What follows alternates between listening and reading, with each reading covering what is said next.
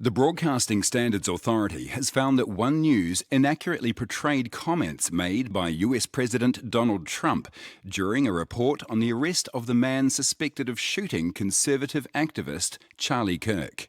In the broadcast, which occurred on the 13th of September 2025, One News was found to have misrepresented the president's comment, "I couldn't care less," as being a response to a question about unifying his country.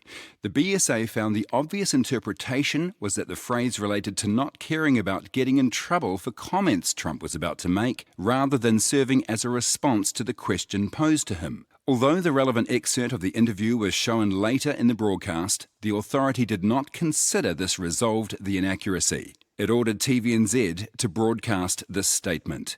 TVNZ has accepted the BSA's decision.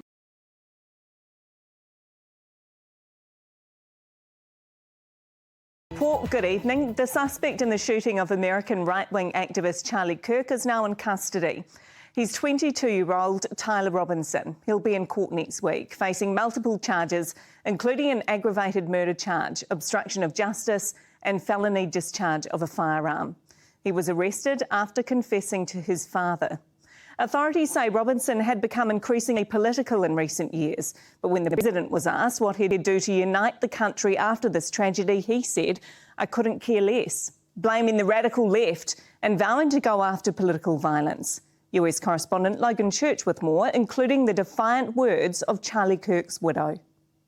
After a manhunt in Utah, we got him. 22-year-old Tyler Robinson arrested following the assassination of conservative activist Charlie Kirk. A family member of Tyler Robinson reached out to a family friend who contacted the Washington County Sheriff's Office with information that Robinson had confessed to them or implied that he had committed the incident. Details also released about etchings on bullet casings found, containing anti-fascist messages and internet slang. He grew up in what seems to be a normal household and was finishing an electrical apprenticeship course. I would think that his family would be very hurt. I have a lot of sympathy for his family right now. Robinson had no political party affiliation and didn't vote in the last election. However, in recent years, had become increasingly political. The family member referenced a recent incident in which Robinson came to dinner prior to September 10th, and in the conversation with another family member, Robinson mentioned Charlie Kirk was coming to UVU. They talked about why they didn't like him and the viewpoints that he had. The president first announced the arrest of Fox News' morning show today. Before this, how do we fix this country? How do we come back together? I'll tell you something that's going to get me in trouble, but I couldn't care less. The radicals on the right oftentimes are radical because they don't want to see crime. The radicals on the left are the problem, and they're vicious, and they're horrible, and they're politically. Tonight, Kirk's wife publicly for the first time. You have no idea the fire that you have within this wife.